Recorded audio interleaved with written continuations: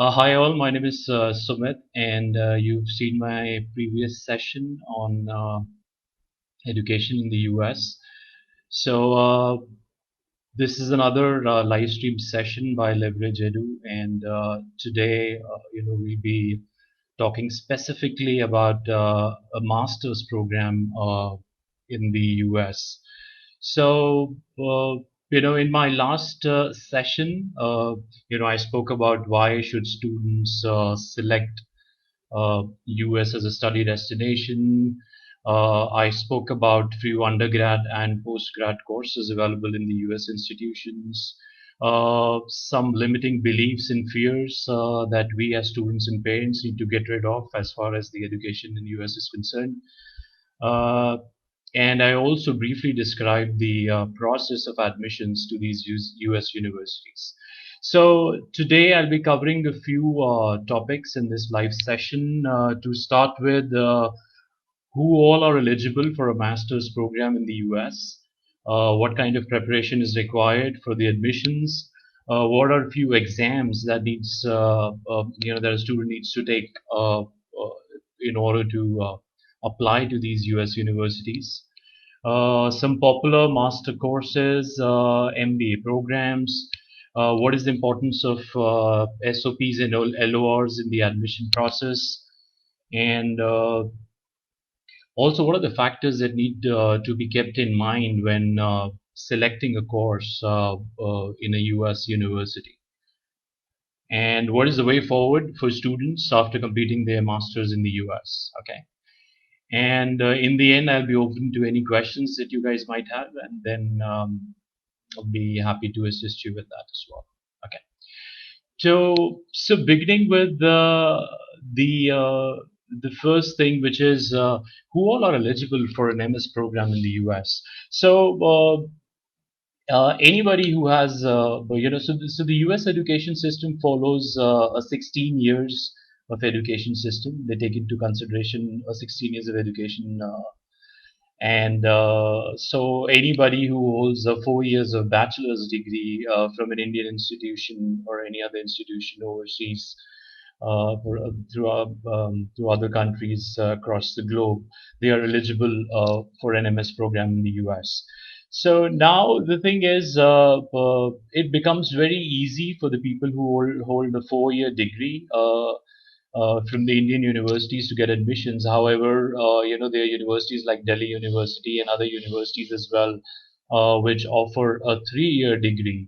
So the Delhi University students and the other students, who are part of the universities that offer a 3 year degree, uh, kind of find it really difficult to get into the US universities because they don't meet the criteria of a 16-year education. Uh, However, there is a workaround, and so there is something called an EC evaluation, or they can go through a WES evaluation, where this is a process where they submit their transcripts, and the transcripts are evaluated just to figure out whether their degree, the 3 year degree, is equivalent to a 4 year degree, the US, which is required to get admission to an MS process in any US university. So that can be done. And also, having said that, there are a lot of universities in the US who are now considering and taking in students with a 15 years of education as well. So students have that option as well. Or the other option is that they go through a WES evaluation. And in my experience, I've seen majority of the courses in the Delhi University do fall in this criteria and are eligible and are at par with the 4 year degree considered by the US education system. So that's the thing. And so, what all preparation is required for your master's program? In my last session, also, I talked about that the US process of admission, it's better if you start a year prior to the course start date, because it's a very, it requires a lot of planning and research. So, you start with preparing for your GRE and GMATs, which takes 3 months, and good 3 months. Then you also prepare for IELTS, TOEFL, which is an English proficiency test. That you need then you need to apply for transcripts from your college, from university, which takes its own sweet time. Then you arrange for a letter of recommendations, which is also time consuming. And then you shortlist the university and finally select the universities that you want to apply to. Universities take their own sweet time in giving you offers. Then there is a lot of chasing around these offers. And finally, when you get an admit, you need to also work on your finances and make a deposit in order to get your I-20, and then finally go through the visa process. So this is a long and exhaustive process and requires a lot of planning and research. So my advice to students is, just to avoid any kind of rush or panic at the very last moment. You should always, start the US admission process a year, like say 10 to 12 months prior, the course start date. Okay. And the exams to be taken, I've already mentioned that if you're going for a master's program, you need to take a GRE. If you're applying for an MBA program, it's advisable to take a GMAT. However, a lot of universities now have also started accepting GRE for their MBA programs.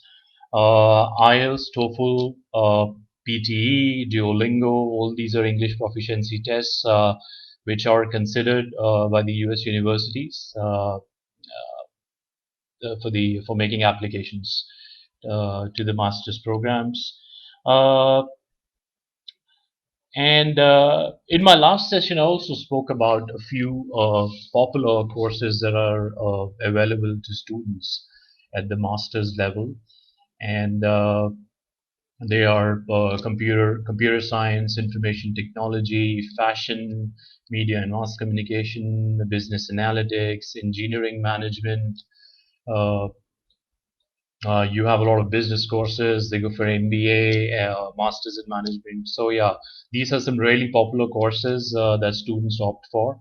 Uh, Comparatively, majority of the students in India, they go for a master's program, as compared to the undergrad programs, and it is because of few reasons and factors of their own. Sometimes parents feel that the kid is not that mature to right now go there and independently handle things on their own. Second, the bachelor's degree in the US is a 4-year degree, so it kind of gets expensive for a lot of people, and so these are the few reasons. And also, a lot of students feel that there are a lot of good institutions that provide bachelor degree here in India, and they can kind of finish it off here and then just go for a 2 years master program, which is a specialization and extension to their bachelor's program, and also would go easy on their pocket as well. So yeah, that's the reason the master's program is, if I compare it to the bachelor's, is mostly preferred and opted by the Indian students. Uh, so talking about an MBA program, a lot of students go for an MBA program. You know, it's advisable for them to go for an MBA program in the US only if they have good 3 to 4 years of work experience. If they don't have any work experience, it's advisable to go for a master's in management program. Uh, so in MBA, if I compare it to MBA in the US, if I compare it to MBA in India, it's totally different. So in MBA in the US universities, it's like a mid-career development kind of program, which is opted by people who kind of want to change their profession or stream. They are in their mid 30s or 40s, and they're holding some really good strategic positions in their companies, and they want to they're looking for a promotion and climb up the ladder of hierarchy, and want to take up some senior roles in their organizations. So these are the kind of people who opt for MBA courses in the US. So it's advisable for students to at least have some kind of work experience before they opt for an MBA program overseas. specifically talking about US as a destination. And what are some important documents that are required for making applications for a master's program in the US? You would be required to give these tests, uh, which are mandate in majority of these universities, like your GRE, GMATs, IELTS, TOEFL, uh, and then with your application you need you need a strong statement of purpose that clearly brings out your intention to study in the US, since the US university that you are applying to. It should mention about your short-term and long-term goals, your vision, maybe what you plan to do 5 years or 10 years down the line, how that particular MS degree that you are applying for would contribute to your long-term and short-term goals, and would help you achieve them. So that's definitely should be a part of your statement of purpose. Apart from that, there are letters of recommendations which should come from your uh, college, and if you have a good work experience, you've been working for some time, like for good 3 to 4 years, then you can also take these letters of recommendations from your employer. So as I mentioned in my last session, that that's the beauty of the admissions process in the US, that they follow this holistic approach while assessing a student's profile. So it's just not your academics; it's a strong SOP, good letters of recommendations, a well-drafted CV, your scores in your GRE and GMAT. So all these play a very important role, in deciding the success of the application of a student. And I've counseled a lot of students, and was surprised when they got an admit from some really top universities with as like CGP as low as a 6.5, just because their CV was really strong. They had good work experience, were part of some great internship programs, had some research papers published, had attended some seminars and conferences, done some good social work in NGOs. So it's the overall profile of the student that matters and decides whether the application would be a success or not. So these things should be kept in mind when applying to the US universities. Uh, Also, a lot of students. This is one thing which I have noticed, and you should be careful about when you're opting for a master's program. Generally these programs have similar course titles. So a lot of students uh, kind of don't put an effort to research thoroughly and go through the course modules. So, for example, if it's an MBA program or a master's in management, or maybe MSc uh, in computer science, so a lot of students just go by the course titles and just apply to these universities. And I've personally experienced that. Uh, all these students, when they reach the campus and they begin their studies, they kind of realize that this is something which they kind of did not want to study, or maybe this was not the specialization they were looking for. Uh, at times, these course modules are repetitive in nature, which means they already have gone through the same modules in their bachelor's program, and they would not kind of like to study them again. So it happens a lot of times, and so it's my sincere advice to the students going for these programs in the US, that they should thoroughly go through the course modules, because see, you're investing a lot of time and money going to these universities, and it's like there's no turning back. You've already invested so much of money and time, so it's kind of uh, it gets really tough, and it will be very difficult if you land up in a very in a wrong course which you do not want to study. So, always go through the course modules thoroughly and see if this is something which you want to pursue. Yeah. So, for example, somebody going for an MSc Computer Science wants a specialization. He's looking for an artificial intelligence, machine learning, or those kind of modules. So, somebody going for electronics engineering is looking specifically for VLSI design, embedded system. So just be careful and thoroughly go through the course modules. That is my sincere advice to the students. Okay. And so what is the way forward? When you complete your masters, like you've seen like students opting for destinations where they think that it's easy to get a permanent residency post they complete their masters. And a lot of people talk about that it's a really long journey of getting a green card in the US after they complete the course. Yes, comparatively, it is. However, it's worth a wait. And so once you complete your master's program, you'll be, also, I forgot to tell you about that. Um, there are STEM programs in the US and there are non-STEM programs. So STEM means science, technology, engineering, and mathematics. So all these courses that fall under this umbrella are considered as STEM designated courses. A STEM designated courses gets you 3 years of OPT, which is an optional practical training in the US after your master's program. This will give you time to look out for a job and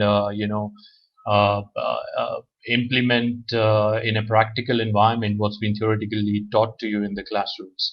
So and also this gives the students opportunity to work full time and get a return on their investment. Yeah. So this is the time when you look out for a job, your employer, you need to get an H-1B visa, and then you can in the long run, if I talk about, you can ask your employer to file a green card, sponsor green card for you, and then you finally become a citizen of the US, and then you enjoy all the perks and benefits and being a part of the strongest economy in the world. So yeah, the process is long and time consuming. However, it's fruitful and worth the wait. So also, yeah, so these are STEM programs. The non-STEM programs will only get you a 1 year of OPT. So that is the reason majority of the students from India and other countries opt for STEM designated programs. So apart from the engineering programs, a lot of these management programs are also now like an MBA, and certain masters in management programs are also now uh, are being part of the STEM courses. So if you're looking for a 3 year of OPT, you know, do a well. Your research should be really good. Go through the course and see whether it is a STEM designated course, and will get you a 3 years of OPT post you finish your masters. Yeah. So that's about it. So I've shared a lot of information about how you should select your MS program, what is the preparation required, what are few tests that are required to be given by the students, some popular master courses available. Uh, then shared a few insights about an MBA program, importance of statement of purpose and letter of recommendation in your applications, and way forward after you complete your MS. What are the options available for you in the US? So thank you for joining the session, and now I'm open to any questions that you guys have.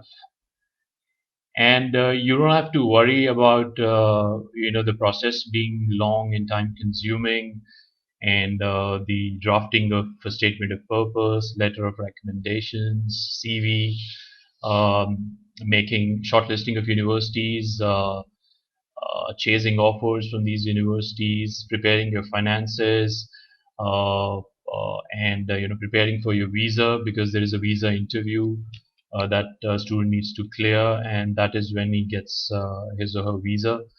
So all these things are taken care of by us at Leverage Edu. We have a team of seasoned professionals and experts who will be there throughout the journey with you, and will do end-to-end processing of your applications. So we need not worry about anything. Uh, just contact us and we'll take care of everything. Yeah. Okay, now I'll take some questions that you guys have. I can see only one as of now. Madhur, I've been rejected F1 visa thrice. Can I go for second masters after getting some experience? So yeah, I in my personal experience, I have seen a lot of students who have been rejected twice, thrice, and they've got a visa the fourth time. There was one exceptional case that I can't forget. There was this one student of mine from Hyderabad. He had 7 rejections, and I'm really serious when I talk about this. And this was a really, I really got surprised. And when he called me and said that he's finally got through, and this was the eighth attempt, and he got through in that eighth attempt. So it all depends. So normally when you are going for, so if you rejected once, when you're going the second time, you should have something different in your profile. Maybe you have changed a course.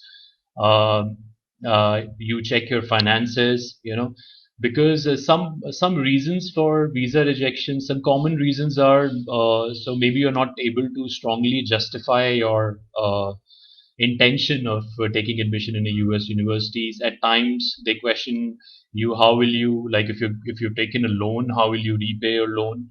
And if they think you'll not be able to repay your loan, they kind of give you a visa rejection. They ask you how many universities have you applied and what is the reason of selecting a particular university. They ask you about what are your plans post you complete your degree in the US. So where if you say that you'll stay back in the US and look for a job, there is a straightaway rejection that you'll get. So never say that. Uh, so these are some common reasons, why they can reject you. So in your case, Madhurya, yes, where you say that you've already done a master's, maybe when you applied for a second master's, you were not able to convince the visa officer that what is the reason for you to go for your second master's. So that can be a reason. And yeah, the most difficult part is that you just get a slip, so you don't get to figure out and know the reason why you were rejected. However, professionals like us, we quickly get to know by just looking at your profile, uh, and that what was the reason for the rejection. And that is the reason, no matter how good is your percentage, how good is your profile, uh, it is a very important, it is a critical stage of the admission process. And mind you, I've seen a lot of students with some great profiles, like students having a 325 GRE. They've got an admit from NYU, Georgia Tech, and all, and they've got rejections. And this I'm talking about last year. So again, as I said in my previous session also, so it's not about what to say. It's also about what not to say. So you should be very careful about whatever you are conveying, or when you're talking to a visa officer, you should always be mindful of what information you're passing on. Yeah. So yeah, you can try and take a fourth attempt, but just make sure that you've made some changes in your profile, whether it is whether it is a different admit from some other university, if you need to make your finances strong, like apart from your loan, like there are a lot of rejections happen when a student is only going with an educational loan. So you should also have some savings to show in your account, and yeah, maybe you can show that you have some property here. So yeah, which shows a very strong reason for you to come back. Yeah, so that should be there, and you should be really clear about what are your intentions, and what is your long term goal after you complete your master's program there. So like if and also you should be thorough about the modules of your course. They might ask you how this particular course will help you in your long term goals.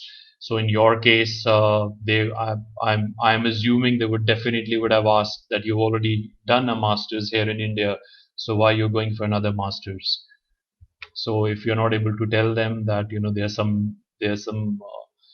there's some specialization or some specific subjects that you're looking to study in your second master's, which will kind of take you from here to there, and those kind of things. So convincing them in the visa interview is really important. Yeah. So make sure you do that, and I think there's no problem that you'll face. Yeah.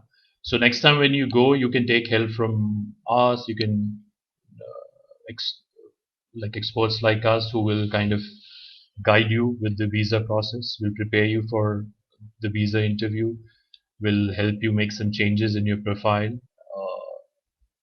and will see that you get through your visa interview this time. Yeah. I hope that answers your question, Madhuri. Yeah. So I'll take a leave, and do not forget to tune in for our next live stream session. And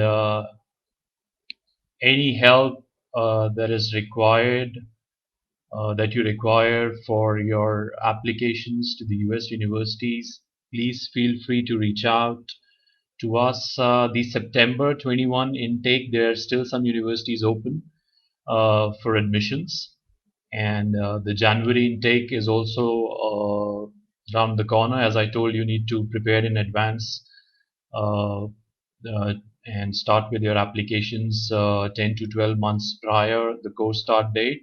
So this is the right time to start your applications for the January intake. And if you're looking for a September 2022 intake, this is the right time to start preparing for your GRE and GMAT. Because this year, as an exception, a lot of universities gave a GRE and GMAT waiver because of the pandemic, and a lot of students kind of took advantage of that and got through some top universities which earlier required a GRE or GMAT. However, I would request you to definitely give your GRE GMAT for a very simple reason that makes your profile really strong. So, and also, you are a preferred. So for example, there are two people who have got a similar kind of GPA and also a similar kind of profile. And when a choice has to be made by the panel, the admissions team, they would definitely prefer a person who has attempted a GRE and GMAT. Yeah. So give a GRE and GMAT. That makes your profile stronger. You definitely get some extra brownie points for that. So start preparing, and wherever you feel stuck, you need our help, you can contact us. Just log into Leverage Edu website. You can opt for a 30 minutes free counseling session. Get in touch with our team, and we'll take it forward for you. Yeah. All right then. Sign off, and thank you so much for your time. Stay safe. I'll see you around. Thank you.